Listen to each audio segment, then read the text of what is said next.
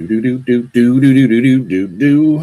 Hello and welcome to another Tales from a Professional Nerd. My name is Bryan CP Steele, and I will be your nerd today. And any other day you watch one of my silly little shows.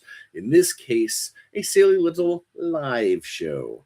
Live, you might be asking, because last week when I talked to you guys, I said I would probably have something cool lined up for this week. Well, I did, but then I got unbelievably busy with things. And that's actually, I think, what we're going to probably spend a lot of time talking about today is not the things I was getting busy with, but the life collective of a freelancer. Because while I do have several retainer jobs that give a few hours of my day to, I also fill a lot of the empty space with extra things, as you always hear about the constant stream of stuff that I'm doing. Occasionally, real life gets in the way, and it creates timing issues. Whether it's I've got meetings or doctor's appointments, or I sleep in accidentally. I don't do that very often, but it does happen from time to time. I'll sit down to I'll let the dogs out back, and I'll sit in the recliner for a few minutes while they're running around. One of those. I'll just give them a few minutes, and then I wake up, an hour later, and it's like, oh, hey, I obviously needed sleep. This week was hectic to say the very least. And I won't. I'm not going to say hectic in the worst ways or anything like that. It was just a lot of things all happening at once. So I do have a couple of notes that I wanted to make sure that I covered on the regular episode yesterday, but I didn't do the regular recording. So I'm going to cover them now, and then we'll get into a quick Week in Bryan type thing, and then we'll just open the floor and start talking about how things happen. All right. So on my little list of doohickeys is, first off, I have to send a big thank you to obviously on my side of things, it's not anonymous, but they would like to remain anonymous. So thank you to an anonymous donor to the channel who used my PayPal address that is in the description of the video to send some fundage to help maintain all of this ridiculousness you see around us. So thank you very much for you. You know who you are. And just in case, if you're not sure who you are, the dollar value that you sent was a very weird number. And it was a very distinct set of numbers. So that's as far as I'm going to say that. You know who you are. So thank you very much. It means the world to us here at the channel when that kind of stuff happens. Let's see, what else? So there was that. I hope everybody liked the blooper reels last week. I know there's not that many. It's because I don't make that many mistakes. I'm normally pretty on point. That's not true. I make lots of mistakes. I just don't often remember to keep them out of the edit folder. But I did want to. I wanted to share that kind of stuff. There is one clip that I wish that I had. It's from actually almost 2 years ago, maybe longer, where I was speaking of today, where just the collective the collective workload got ahead of me. That was back before I had my CPAP machine. That was back before I was sleeping more than 4 hours a night. And that clip is hilarious. And I really, really wish I could find it. I know I put it on a previous, as a stinger on a previous episode. I can't remember which one. But it's the clip that shows me actively micro napping mid sentence and catching myself, and it's all on camera. It was fantastic and a very funny moment. And like I said, most of my blooper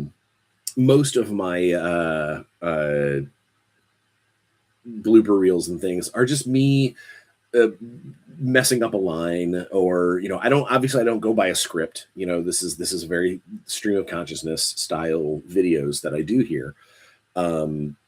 but there are times where my mouth betrays me and my brain moves faster than my lips do, and it almost always ends up with a little funny blurb or something, or making a funny face or a sound or something. And I try to collect those when I can, when I remember to keep them in the edit process to then use at a later date. So here we go, trying to hang on to that stuff for the future. But I hope you guys enjoyed it. I know it was short. I know it was just kind of a goofy little something, but I liked it. So yeah, let's dive into the week in Bryan. On a personal level, I've been healthy, but I've been busy. I only went to the gym twice this week, but that is because I have had the last 2 weeks. I have had kind of crash course deadlines that needed to get done and needed to get finalized so I can get paid. But because we're moving into March, and for anybody who's been listening to me, March is probably my both busiest and least busy month. Least busy in the way that I don't get very much work actually done in March because I always have at least 2 shows. In this case, I have 3. Now, one of them's only a 1-day show, which is good because it's just a drive down, do the stuff, and come back. But it's still, effectively that's 2 days that I, 1 day of all driving, all stuff, and then the next day of playing catch up on just emails and all of that. So March is hard. It is hard as a freelancer. I don't know. I have got a couple of friends in the industry. I've got several friends in the industry who they do dozens of convention visits, and often 2, 3 bap right in a row. And I don't know. Part of it is I'm the sole income in my household. I take care of my family on a financial and also on a like physical time being here, chores needing to get done, level. And I can't imagine being gone from home that long. Not only about the amount of money that I would have to spend and not make, but also just the sheer volume of things that would not get done. And that's not to say that like Natalie doesn't do stuff. It's just there's enough stuff for multiple people to do, and if it's put on the shoulders of one person for an extended period of time, that stuff mounts up. So yeah, so I've been I'm not saying like haven't taken care of myself. That's not true. I have not been taking care of myself outside of the house as often because it's just been a lot of prep, a lot of getting, February's almost done, meaning we bleed into March. And as soon as March hits, I more or less am a ghost for a month, other than the actual like appearances at the shows, which we'll talk about in a minute. Hobbying. I am almost done with the first the first of the 2 War Dukes for the charity piece. Once I get him done, I get to do the other one.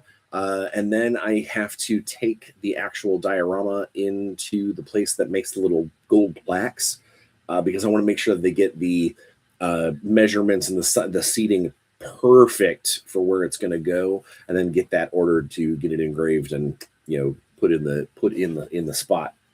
I'm very excited how that's coming along, but I haven't really done anything else because I've been so focused to make sure that gets done before GaryCon, which is in March. Gaming wise, video games, and I had a playtest session for Super Secret Project, which Super Secret Project has been turned in. So now pretty much anything that we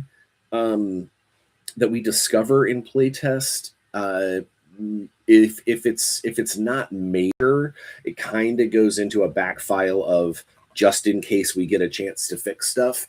But major things that might pop up, I will obviously I still have access to the files and things. I can go in and go, hey, stop the presses. One of the the 1950s newspaper thing.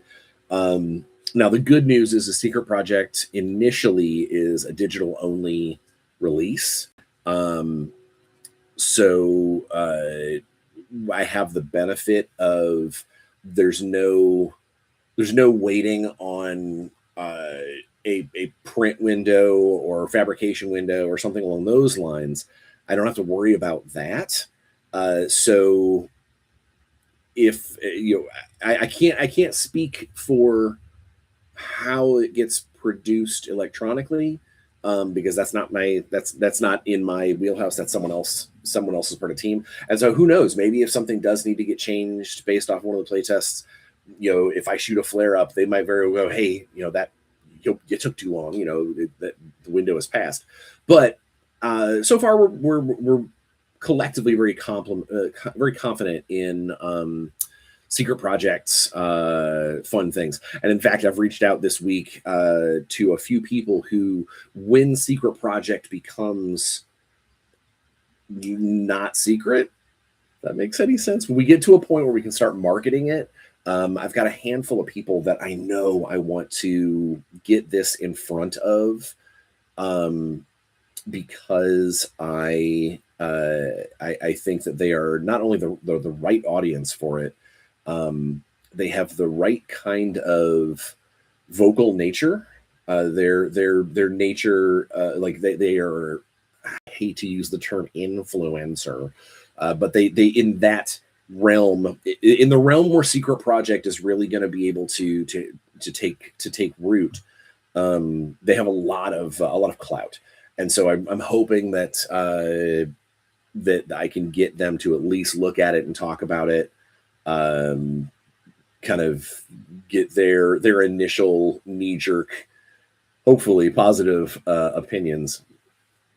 I'm very confident that it's going to do well, but anytime you've got a project that is the first of its kind, you've got to be ready for a potentially negative response, no matter how good you think it should or could be. But all right, all that aside, we did some playtesting on that on Wednesday, or earlier this week. This week, I've got a bunch of D&D. I've got my buddy down in Indianapolis, his D&D game. I've got my wife's D&D game on Sunday. I'm going to be rolling lots of dice this weekend. And I honestly, even though I'm so busy, I think getting a weekend to be able to roll some dice and just sort of kick back. I'm not a DM in either of these games, which means I have low stress. I just get to play and just be me. So, or my character anyway. So I am very happy and excited for this weekend. And then next week is back to work. Speaking of talking about work stuff, like I said, Secret Project got turned in. My Thundercats adventure got turned in. My Thundercats adventure that I'm running at GaryCon, which tickets went on sale for gold and platinum and guests last weekend, and I think a couple of the seats went. I believe, I'm not 100% sure, but I think that they did. Which is cool because it's gonna be the first, as far as I know, it's the first time that Thundercats is being played as an offering to people outside of the team. So that should be fun. Not to mention, I also get to do a little bit of a Snarf voiceover. The name of the adventure is Snarf told me to do it. Snarf said I could do it. What's the exact title? Hang on. Snarf told me to do it is the name of that adventure, where obviously the Thundercats are waylaid by the mutants of Plundar, and Snarf gets a hold of the player characters and needs them to go help his Thundercat buddies before the effects of Thundranium destroy them. Dun, dun, dun. And so that'll be fun. I'm excited. And it'll be, like I said, it'll be the first time that people get to see several of the Thundercats classes. Obviously, the pre-gens, we're going to probably lean toward making the Thundercats classes. There will be some species from that book. So yeah, it's going to be a lot of fun. I'm excited. And I'm hoping the people who pay that little bit extra for the ticket on a special guest event, that they will enjoy enjoy everything, and like with any Bryan Steel Run game, they'll get to take home all of their character sheets and folder and all that stuff. So they'll have something to go back with, and who knows, depending on who gets those seats at the table, maybe they will maybe they'll share on their social media how it went or what they've got, or like, this is my character, check this guy out, he's an evil chaser, which is a class in Thundercats, or a subclass, I guess. Other work stuff. I got to, let's see, I handed in what did I hand in? I know I handed in something. Oh, I handed in a big giant playtest file for stuff for Xeogenesis. Sent a new playtest file just this morning to the Warzone playtesters that had a brand new unit in it, and a new set of.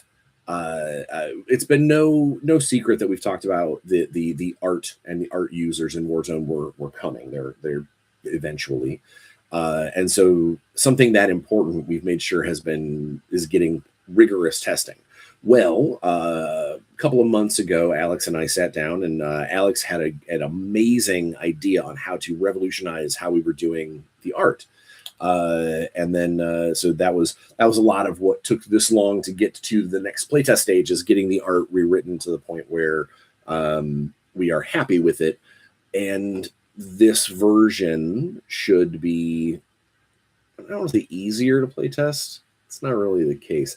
It should be easy to make a focus for the playtesters to really sink their teeth into it and determine if what we've created is if it holds a candle to previous renditions of what the art should be, if it works in the Warzone internal schematic, and more importantly for us, if there are any weird wordings or rules complications that, oh, hey, if you do this doesn't work, or if you do this becomes no longer a valid choice, or something along those lines. That's what the playtesters are supposed to do. That's their job. And then, it's just putting words down on the Shadowrun novel, which had a really good meeting with the editor over there about this project.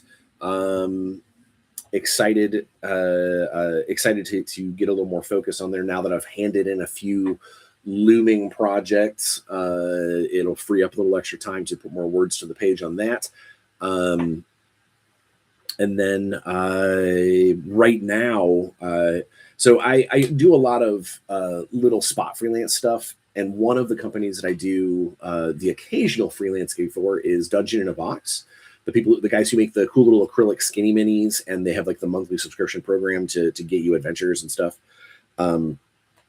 They have a new product that they're creating that's coming soon, or maybe already went to Kickstarter. I don't know the timing on it, but they reached out to me a couple months back and was like, hey, we have a pile of monsters that we need to make, and we like the way you make monsters. So I have been slowly working through all of the monsters in their new product, taking the piece of art that they send me and the notes and stuff, and then creating a stat block to go with it.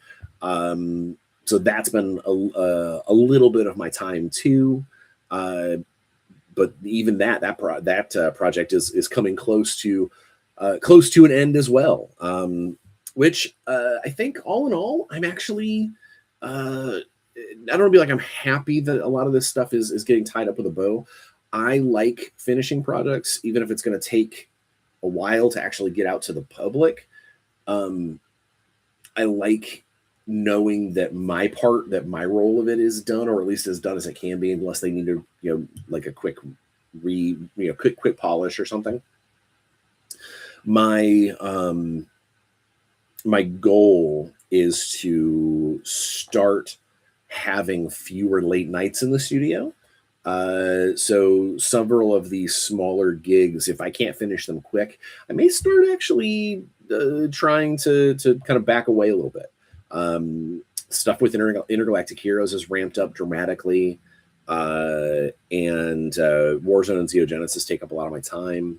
So I'm trying to leave myself with a little more time and a little more energy to be able to set aside for things that aren't work.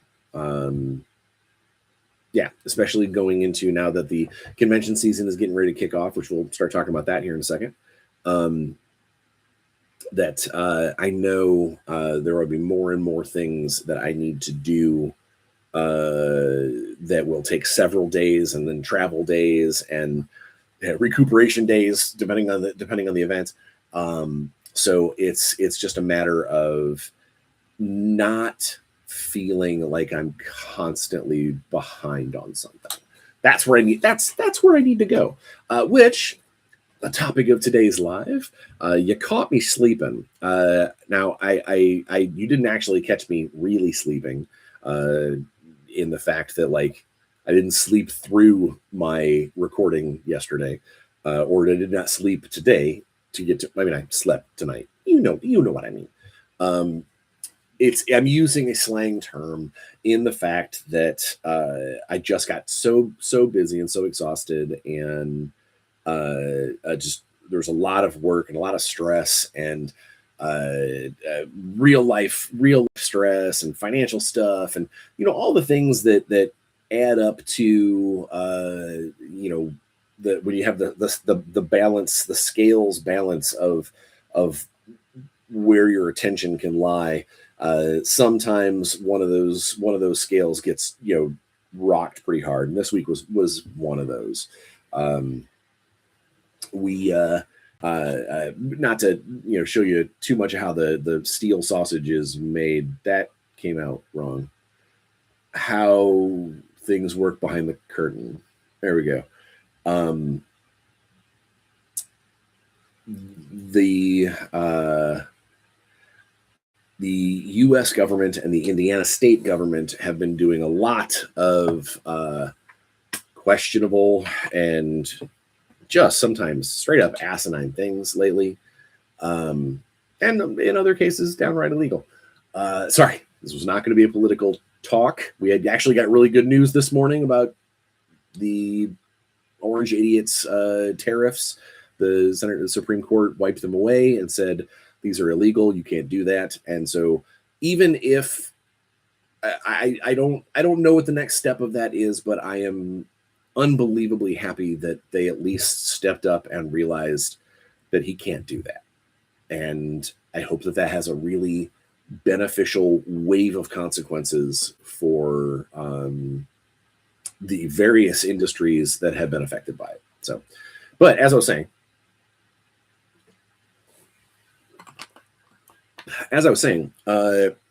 the government here has been doing a lot of really goofy stuff. And one of those goofy things is random shutdowns. Shutdowns for 2 weeks, shutdowns for 40 days, shutdowns for this, shutdowns for that, which I'm not sure if I understand how that's even something that should happen.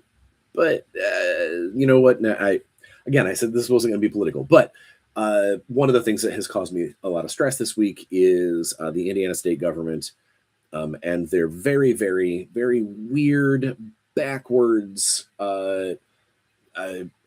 just utterly obfuscated rules concerning the Health and Disability Act, the disability payment that Natalie was supposed to get is they were like, well, you technically it started back in September, but you don't actually start until February, but then you don't actually get paid until March. Just a lot of juggling of stupid things that we were never really made aware of. And I don't know if that's on our lawyers, if that's something that our lawyers should have mentioned, or if that was something that the that we, in one of the many superfluous letters that we received, if there was like a line in there that was like, nah, I don't know, but that's something that we had to deal with this week, and it's definitely caused some ripples in the pond. A couple of weeks ago, I had to buy a new furnace. Ripples in the pond. Just stuff. So that's why I didn't get around to pre-recording an episode this week, and I had a real banger set up to talk about, specifically about the differences between inspiration, homage, and theft.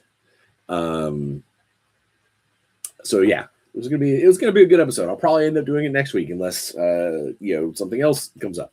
But whatever the case may be, that was what I was hoping to do for today. And instead, we're doing a live, and we're opening the floor to talk about whatever you guys want to talk about. Otherwise, I'll just sort of prattle on about this, that, and the other thing for an hour, because that's how long I set these lives up to be. We're almost at the halfway point. Conventions. We're talking about the conventions coming up. So the first convention in March that I have to attend is Gamma, the game. I don't know what Gamma stands for. It's Gaming and Accessories Manufacturers Association. Maybe that might be it. But something. It's basically the organization for the production and design side of game making. Every year, they're the ones that actually put on Origins, which is their customer facing convention, but then they also have the Gamma Trade Show, and the Gamma Trade Show, totally different. The Gamma Trade Show this year is in Louisville. It's a show that moves around. For a handful of years, it was in Las Vegas. Went to that a couple of times. It bopped up to Reno. I only went once when it was in Reno, because Reno is not easy to get to from someone out here in the Midwest. And then it moved to Louisville, and it's been in Louisville here for a couple of years. And that Louisville's actually within driving distance for me. It's a couple hours, but I mean, it's like a 3-hour trip and then 3 hours back. But doable. It's an actual, I get on one highway effectively and just drive, and then get off the highway and go to the show. That show, because it is for retailers, it is not on weekends. It is Monday through Thursday, or like a lot of people come in Sunday night. I was originally going to end up going to that show for the whole stint, but due to some financial complications and one of the clients that I thought was going to be taking care of me not needing me while I'm there, it is an expense that I do not want, nor is it nor is it an expense that I can really shoulder at the moment. So I instead, because I do have a bunch of meetings and things that I had already booked for that Monday that they have to happen, I am driving down to Louisville Monday. Going to enjoy the Gamma day, have a bunch of meetings, have a little marketing thing where I will primarily be talking about Intergalactic Heroes, and then I turn around and drive home. So that's gonna be a long day, but it's gonna be a long day to be a good day, and all in all, it earns me back the rest of that week as a work week, which is good, because I just got done talking about how March, I don't actually have a lot of days to work. So I am pleased with that. And then a couple weeks after that is GaryCon, which I am a special guest at that show, where I will be running an Intergalactic Heroes game, a Thundercats game. I'll be on a panel. I'm running one of the Akarim Gygax Inc. Organized play adventures. I'm guest DMing, and I think I have a live stream game that I'm supposed to be involved with there. I'm not 100% sure, but that's actually the show that the one show a year that Natalie gets to come with me and gets to play a bunch of games and enjoy some of the convention life. So I am eager to get to that show. Now, with this one, with me being a guest at this one, I will have more duties than I have it at shows that I just attend as an exhibitor. So I'm hoping to be able to maybe get a chance to play a game or two with Natalie if I can. But I'm actually more excited. I'm just more excited that she gets to go and enjoy herself and, get out and see. Last year she did a bunch of other game systems that she's never played before. And it's always fun to kind of like talk after almost like a debrief, after the show each day and talk about, what'd you like, what you didn't like, how was your games? It's cool. It'll be a lot of fun. Not the same as like a traditional vacation, but still a good time. And for me, it's nice to see her go out and enjoy the parts of the industry that I can't bring home with me, if that makes any sense. I don't know if that makes sense, but there's parts of you can talk to people who are gamers and people who play at the stores or play at their home games or play online. All of those things they all feel differently than getting a chance to play at a convention. And I don't know what that is. Maybe it's just the groups of people or all of those collective gamers all in one sort of concentrated mass. Like you feel like you're with your people, if that makes sense. I don't know. Maybe it doesn't. Maybe it's just me. And it is definitely something that I grew up. I've been doing Gen Con since I was probably 19 the first time I went to a Gen Con up in Milwaukee. And I've been to Origins a million times, and back when there were 3 River Con in Michigan, that's where I learned how to play 40K. And then there was a place, was in Lebanon, RatCon. I went a couple of times when I was younger. So I've been doing conventions forever, and it has always been an interesting process. Whether it's an extremely fun time, or I come home going, man, that show is not the show that I would want to go to again. I don't know. But it's just they're so neat, they're so interesting. Whether I go as an attendee, which I don't do really anymore. Almost every show that I go to, because it is hard for me to go financially if I'm not having a company fit the bill, is as an exhibitor, there are things that you don't get to do. When it comes to the big day shows up, this is all right, everybody let's start signing up for our events. Let's sign up for which games are you going to play? I often don't get a chance to do any of that because I have to set up my schedule as a guest, or set up, I'm going to be at the booth all day for 3 days or whatever.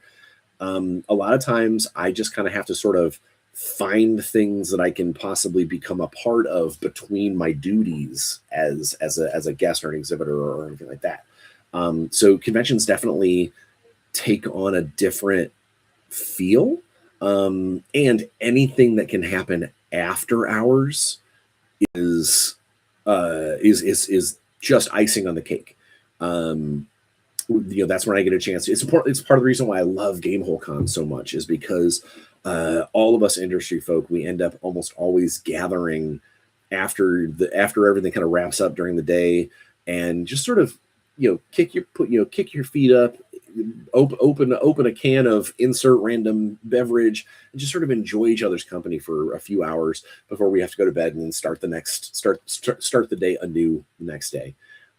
So I'm very fortunate, and I'm to get back to what I was talking about. One of the reasons why I love that Natalie gets to go to GaryCon, even though I'm super busy while I'm there, I know she gets to enjoy and take in a part of what has made me the gamer that I am for the last 35 years.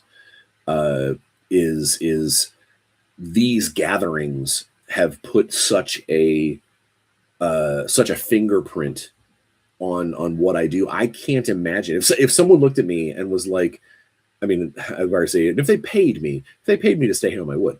But like, if someone would look at me and say, okay, this year you're not going to go to any conventions, but you also can't tell anybody about not going to these conventions. Like, you just have to kind of vanish off the face of the earth for when it comes to these conventions. I don't know if I could do it, because not only is it such a key element of maintaining these working relationships and networking with the various people that give me jobs or work with me on jobs, or people who I then turn around and go, hey, there's these guys that need a writer for this thing. I would love to, I think you'd be a perfect fit. That's what those conventions do for me a lot of the time. And I don't know what kind of effect an entire year of no conventions, apart from COVID, obviously when we were all locked up, nobody had that access. So, I mean, like, in a real world scenario where everybody else is going and I don't go, I'm not sure, And then there's, the opposite side of the coin where like Tommy Gofton, my buddy who runs Lynn Vander and the Six Side Studio, he does so many conventions. I mean, like, a staggering number of conventions. And I don't know how he does it. I don't know how he spends that much time away from home without wanting to beat his head against a wall. I don't know how he manages to get any creative juices onto the page in between these massive numbers of trips. And frankly, I don't know how he can afford it. It's going to these shows is expensive. Even when a show like puts you up, does your hotel, does your airfare. Oh yeah, that's a lot of it. But just being there costs money to eat, costs money to socialize, and on top of that, for a freelancer like myself, I'm not generating any income while I'm there. So like, I see somebody like Tommy and his schedule, and it boggles my mind that that's something that, my March is his every month. And I don't get it. I don't get it. I can't get it. I don't understand. And, more power to him. Yeah. So yeah, that's why GaryCon is so awesome and important to me. And then literally I'm home for a couple of days to do laundry, check my email, maybe get a little bit of work done on like a day, see my son, see my stepdaughter, and then be like, all right, high five, gotta go. Because then I turn right around and go back to Adepticon, which Adepticon is a very important show for us as for Warzone. It will probably end up being an important show for me for Xeogenesis too. Not so much this year because we're still like the book is not back from the printers yet. Like there's still a lot of moving parts. It hasn't gotten Xeogenesis to hit the ground running yet. The factions that I'm developing and designing are not out yet. So that's it has less weight for me. But as far as that show goes, Adepticon is definitely the headquarters home show for Warzone.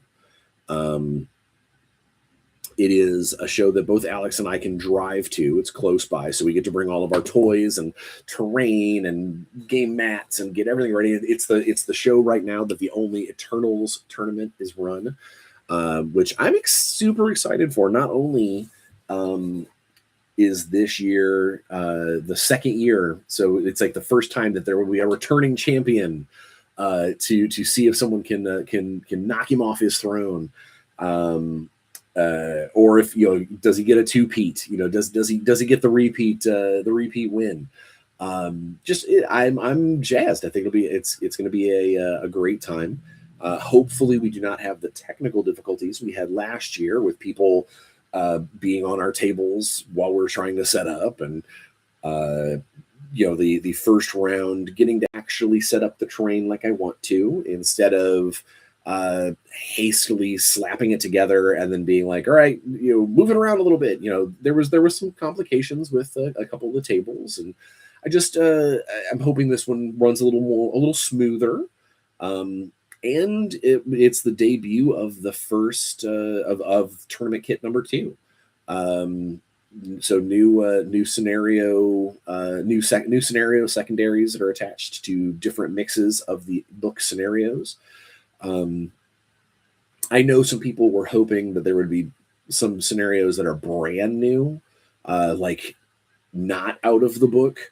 But Alex and I actually talked about it a little while ago, and without proper testing of brand new scenarios, we did not want the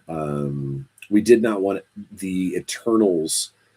The Eternals tournament to be the testing grounds for completely brand new scenarios, and with so many of our playtesters being people who compete in Eternals, we also don't want to give our playtesters such a huge lead in to know how these scenarios basically we don't want people to show up to the tournament and go, oh cool, this is a brand new scenario, I've never seen this before, how does it work? And then the person across the table from them goes, oh okay cool, we play tested this, it works like this.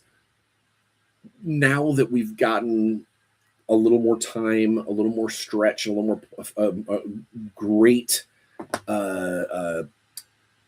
larger amounts of players to draw from, the chances are over the next year I should be able to grab a handful of maybe I can get a handful of players from overseas, the people who don't get to come to Eternals unless they are extremely fortunate, until we have a chance to do like a Euro Eternals.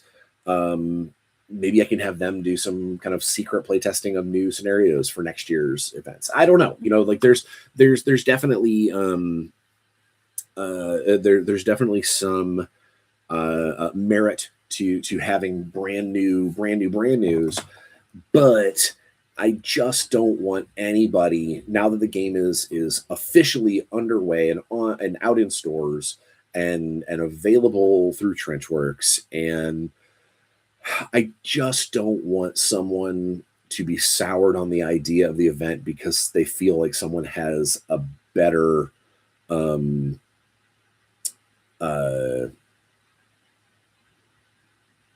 handle on things. If that makes any sense.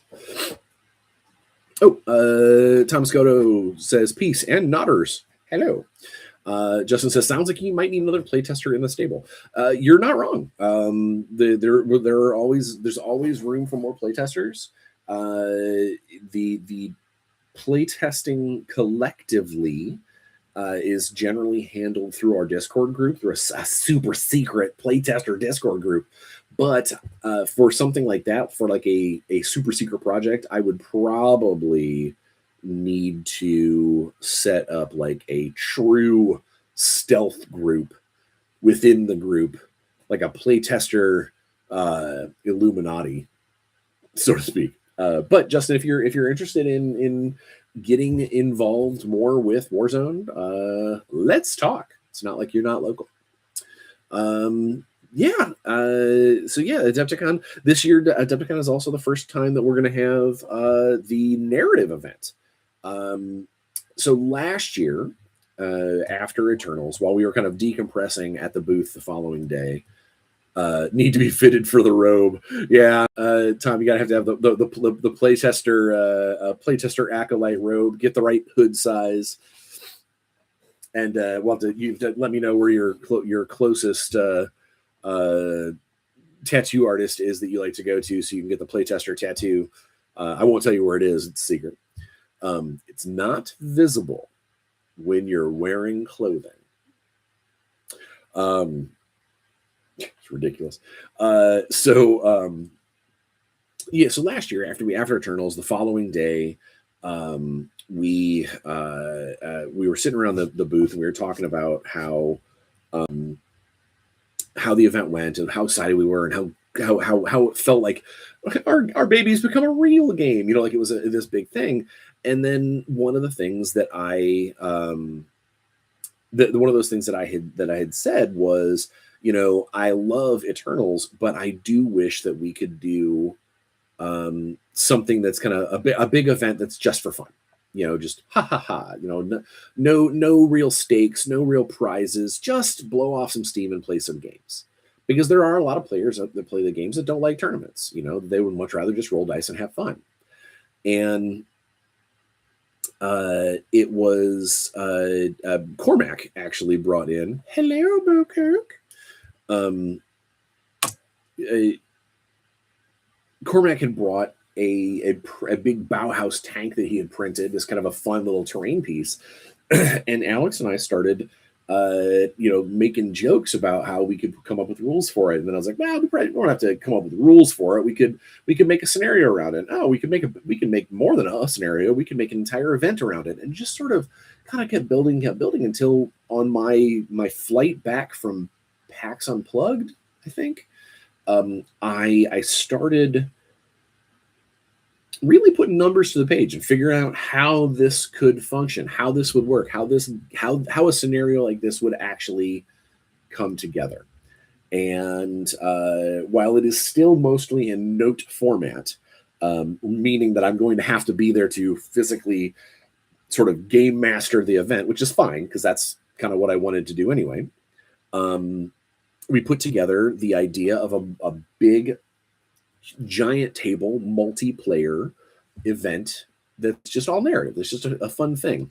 And then as Alex and I started talking about it, we were like, well, since we're doing this like narrative thing, we could add in some neat rules for stuff that maybe isn't Warzone Eternal ready yet, or maybe we don't have a real model for it yet, but stuff that we could at least, kind of just insert in. And then it turned into, okay, but cool, I want to use Cormac's tank. All right, bad. All right, it's Bauhaus. Okay, who's my favorite Bauhaus villain? Baron Staller.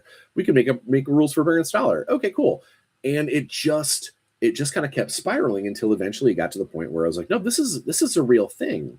And so I reached out to Adepticon and was like, hey, we've got our tournament and we've got our build and play events.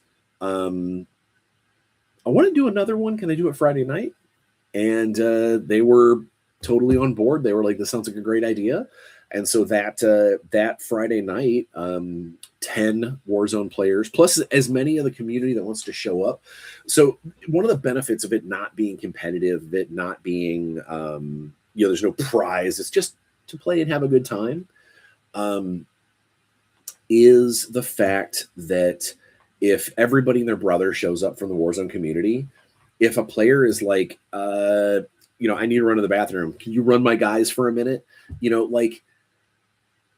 We know that there's going to be a lot of laughter, a lot of table talk, a lot of "Are you kidding me?" Crazy things that are going to be able to happen because of the way we built the scenario, but also because the whole point of this and the reason why it is taking place before the day before the Eternals tournament is it gives everybody an opportunity to blow off a little steam. Everybody get nice and friendly, enjoy the laughs, the camaraderie, the community with a capital C before the next day when the actual Eternals tournament happens, which, while I still have every bit of faith in the community with a capital C to maintain that kind of friendship and decorum, with as cool of a prize and with bragging rights and a name on the trophy and with all of that at stake, there is a larger chance that some players' competitive nature will come out. And while there is definitely a sportsmanship award, because I will not run a tournament without one, the ability for someone to win the day because they're playing hard, they are playing mean, they're playing hard, and they're not giving anybody there's no takesies backsies, which again, no fault as long as you're being not being a jerk about it, that there is a higher chance of more stressful games and more tense interactions at Eternals. And so that's why I wanted to make sure that the narrative event helps everybody come together for kind of like the Friday night mixer that also has this ridiculous 9-foot long table game that's happening. Did I just give away a thing? I think I did. Being played on a 9-foot table. I'm hoping that will be all of the wonderful connectivity and friendship, and even at Eternals, maybe some people who didn't get a chance to come out to the community event to hear some of these stories, and someone goes, "So what did Baron Staller do? What does a capital what does a capital strafing run do?" These are the things that that was a tease, by the way, straight tease. These are the things that I'm hoping people will start talking about, because there is also, not to be like, there is definitely a handful of future rules that we've put into the game, and it's a way kind of to get an immediate knee-jerk playtest without being play tested. There's a couple of rules on a couple of the special equipment cards and the activation cards and stuff for the event that someone might go, "This is worded really specifically." Well, it's probably because maybe it's a special rule that is going to be saved for something in the future. But I wanted to see it in action to make sure that my designer brain didn't miss something. And at a narrative event, at a fun event, if it's slightly overpowered, it's not a big deal because, again, no prizes. If it's slightly underpowered, then it's something that I can make a quick note of. My brain never stops moving when it comes to design and development, but I am hoping that the event becomes more about fun and less about getting that win. The bragging rights will be nice, but I'm hoping that it just turns into a really fun, big way to tell a story. And who knows? Maybe depending on the events of the community, what transpires at the community event, maybe Alex and I will sit down and talk about it and go, winning side earns something. Maybe a slot in one of the next pieces of fiction, or nothing that's going to give like a massive tipping of the scales or anything like that, but just maybe something that we take kind of like what we did with Trencher Dave. We turned him into a unique personality for the Graviton Protocol, which I know is not out yet, but Alex is working on it, I promise. maybe we'll, maybe one character will do something so unbelievably awesome, so amazing that just jumps off of the page, that we write the notes and turn them into something later on for a new scenario pack later in the day, or later in the game's life. Who knows? It is just, it's the reason why we want Adepticon, why we want to make Adepticon special, is, the gamers that come out, the fan base, the community that is built at these big big conventions, and specifically at Adepticon for Warzone. It reminds us, it kind of recharges our batteries for several months at a time. It reminds us how cool that how cool it is that there are people that love this game so much to come out and spend some of their vacation effectively sharing their time with us and playing our game. Oh, Bo Cook says some things. There was a card game that had a recent revival called Imagination, that had storyline events. Winners of these events would actually get to make a choice for the story moving forward, and the choice they made also was determined by the faction they played. Legend of the Five Rings used to do that as well. They used to have their big like honor story events at Gen Con every year, which I think it's neat. I think it's a fun concept of giving the players a reward without necessarily tipping the scales. I think, if that makes any sense. It's harder to do with something like Warzone because we're working with an outside license, a license that has 30 years of storytelling. But it does mean that, there's always gaps that can be filled, and there's always things that we can lean in on to make them special.